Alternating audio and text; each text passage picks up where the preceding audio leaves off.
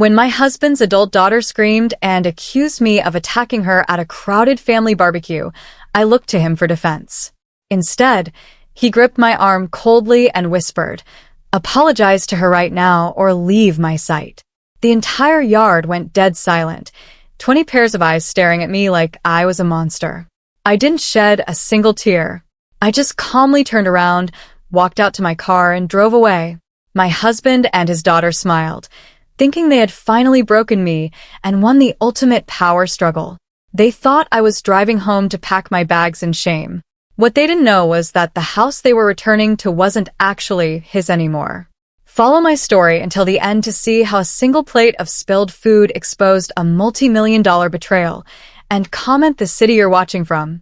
The sizzling smell of charred burgers and sweet barbecue sauce filled the humid afternoon air, but the atmosphere in the backyard felt completely freezing. My name is Eleanor. I am 42 years old, and as an independent forensic accountant, I am trained to look past the surface of things to find where the numbers and the people don't add up. For 5 years, I had been married to Thomas.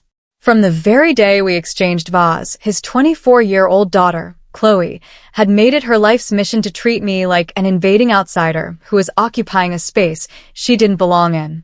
She was a master of passive-aggressive remarks, but today, she wanted center stage. I was calmly carrying a heavy glass tray loaded with ice-cold drinks near the roaring commercial grill, entirely focused on not spilling anything. Suddenly, out of nowhere, Chloe deliberately and sharply took a massive step backward, slamming her shoulder directly into my chest to force a collision. The tray shattered on the bricks, sending ice and glass flying everywhere. But instead of apologizing, Chloe instantly erupted into a performance worthy of an Academy Award. She began sobbing hysterically, clutching her arm, and screaming at the top of her lungs so that the entire yard fell dead silent. She pushed me. Eleanor just tried to shove me face first into the burning hot grill. Every single conversation stopped instantly as 20 pairs of eyes locked right onto me. The echo of Chloe's scream still hung in the air as Thomas rushed over from the patio, his face twisted in immediate anger. He didn't ask what happened, nor did he look at the shattered glass by my feet. He simply wrapped his arms around Chloe, whispering comforts as she leaned into his chest, smirking at me over his shoulder. Then, Thomas turned his gaze toward me, his eyes colder than I had ever seen them in our 5 years of marriage. He stepped forward, gripped my arm with an icy, unforgiving pressure, and delivered the ultimate public humiliation. "Apologize to my daughter right now on your knees, Eleanor, or leave my sight completely," he hissed, his voice carrying clearly to every stunned relative standing in the yard. The deep, stinging hurt I expected to feel vanished instantly, replaced by a sudden, absolute clarity. Looking at his rigid posture, I realized Thomas would always willingly sacrifice my dignity and the truth just to appease his daughter's toxic, dramatic tantrums. I didn't argue. I didn't raise my voice, and I refused to give either of them the satisfaction of seeing a single tear. I slowly pulled my arm from his grip, looked him dead in the eye, and walked away in complete silence. As I unlocked my car, the quiet dignity of my departure felt like the first real breath I had taken all afternoon. The heavy silence of the highway faded as I pulled into our driveway, but the engine of my fury was just starting to rev. Instead of wasting a single tear on the drive back, I marched straight into Thomas's pristine home office, determined to check my personal banking accounts and corporate profiles. As a forensic accountant, I knew exactly where people hid their secrets when they thought no one was looking. While methodically searching through the hidden local directories of his private laptop, my eyes caught a series of suspicious, recent transaction histories. I opened the digital ledger, and as I read the line items, my blood turned to pure ice. Thomas had been systematically and secretly draining our joint business consultancy bank vaults, funneling tens of thousands of dollars to fund Chloe's lavish lifestyle and her rapidly failing clothing boutique. But the absolute biggest shock was hidden at the very bottom of the system. Thomas had recently gone behind my back and illegally forged my identity on a massive personal loan application. He hadn't just stolen our business revenue. He had used our primary marital home, the exact property I had entirely bought and paid for independently before I ever met him, as collateral to bail his daughter out of her self-inflicted financial ruin and total credit collapse. My professional training as a forensic accountant kicked in instantly, overriding any remaining sense of personal betrayal. I stared down at the forged signature displayed on the bank screens, noting the shaky replication of my handwriting with a cold, analytical precision. Thomas had vastly underestimated who he was dealing with. Because the deed to this house was registered solely in my name prior to our marriage, his unauthorized use of the property as loan collateral constituted major bank fraud and identity theft. I didn't waste a single minute. I immediately called my personal real estate attorney and a trusted forensic financial investigator, scanning and emailing them crisp, high-resolution copies of the illicit bank logs right from Thomas's own desk. Within an hour, my legal team had successfully flagged the transaction, triggering an immediate freeze on our joint business consultancy accounts and sending a formal fraud alert directly to the lending institution. The board was officially flipped. Next, I contacted an emergency locksmith who arrived at the house within 20 minutes, swiftly changing every single exterior lock to ensure my security. For the final touch, I grabbed a stack of heavy-duty cardboard moving boxes from the garage. Methodically and silently, I packed up every piece of Thomas's designer clothing, his expensive watches, and his personal memorabilia, neatly taping the boxes shut. By the time the afternoon sun began to dip below the horizon, his entire life was reduced to a neat row of cardboard containers lined up on the front porch, and my sharp legal counterstrike was perfectly locked and loaded. I stood by the grand window, entirely ready to reclaim my life, knowing the truth would soon completely dismantle their arrogant illusions of victory.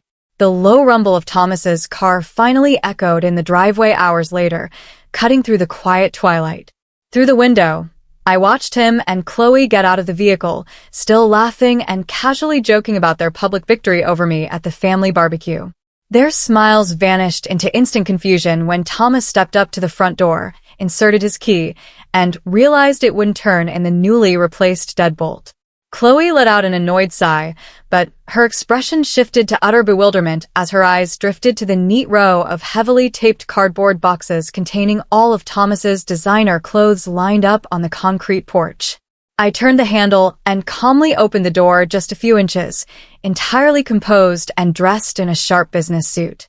Standing directly behind my left shoulder was a burly, uniformed private security guard, and to my right stood a certified legal courier holding a formal, stamped digital printout. Thomas took a step back, his eyes widening as he tried to process the scene. He opened his mouth to launch into a practiced, furious argument about his rights, but I didn't give him the chance to speak a single syllable. I didn't yell, and I didn't show an ounce of the anger they expected. Instead, I smoothly reached out and handed Thomas a comprehensive written notice detailing his frozen accounts, the active loan fraud investigation, and an immediate division of our marital assets. Thomas tried to bluster his way past the guard, his face turning a deep, angry shade of crimson as he clutched the legal text. "What is the meaning of this ridiculous stunt, Eleanor?" he boomed, attempting to use the same intimidating tone that had crushed me at the barbecue. "You are completely overreacting to a minor family misunderstanding. Stop being so incredibly dramatic. Open this door right now, and let us inside." I didn't say a word. Instead, I calmly pressed play on my phone, broadcasting a crystal-clear recording of a call where he explicitly discussed forging my name, followed by the official bank verification proving he had committed identity theft to bail out Chloe's drowning boutique. Chloe gasped, her theatrical confidence evaporating into pure panic as she realized her entire lifestyle was crumbling. She tried to yell at me, but I smoothly cut her off, informing her that the boutique's fraudulent funding was officially gone and the bank was already recalling the loan. Thomas slumped against the porch railing, the terrifying reality finally hitting him like a physical blow. His public betrayal at the barbecue hadn't broken me. It had cost him his home, his business reputation, and quite possibly his freedom. He looked down at the warnings in his hands, trembling as the security guard stepped forward to ensure they remained outside on the lawn. Chloe began to cry, begging Thomas to fix the situation, but he could only stare at me in absolute shock. The power dynamic had completely shifted, and they both knew there was no escaping the consequences. I watched their arrogant expressions completely dissolve into absolute desperation as the weight of their greed crashed down on them, leaving them stranded outside the very sanctuary they tried to steal away from me tonight forever. 3 months later, I stood in my lawyer's office, signing the final terms for an absolute, unconditional divorce. Because of the overwhelming forensic evidence of bank fraud and identity theft, Thomas had no choice but to surrender all claims to our shared business assets to avoid active criminal prosecution. Today, he lives in a cramped, drafty studio apartment on the edge of town, working exhausting 60-hour weeks at a low-level firm just to pay back his compounding debts, while Chloe's boutique faced complete liquidation and bankruptcy. As for me, I sold the business consultancy for a massive profit and used the money to start a fresh, beautifully peaceful life in a quiet coastal town where no one knows my name. Standing up for my dignity at that barbecue didn't just save my finances. It completely broke a toxic cycle of disrespect and gave me the strength to realize my true worth. Now, I am incredibly curious about all of you who have followed my journey until the very end. What would you have done if you found yourself standing in my exact shoes that afternoon? Have you ever had to face a similar betrayal from the people who were supposed to be your family? Please share your thoughts and comment below. Meanwhile, I am leaving 2 other incredible channel favorite stories right here on the final screen that will definitely surprise you.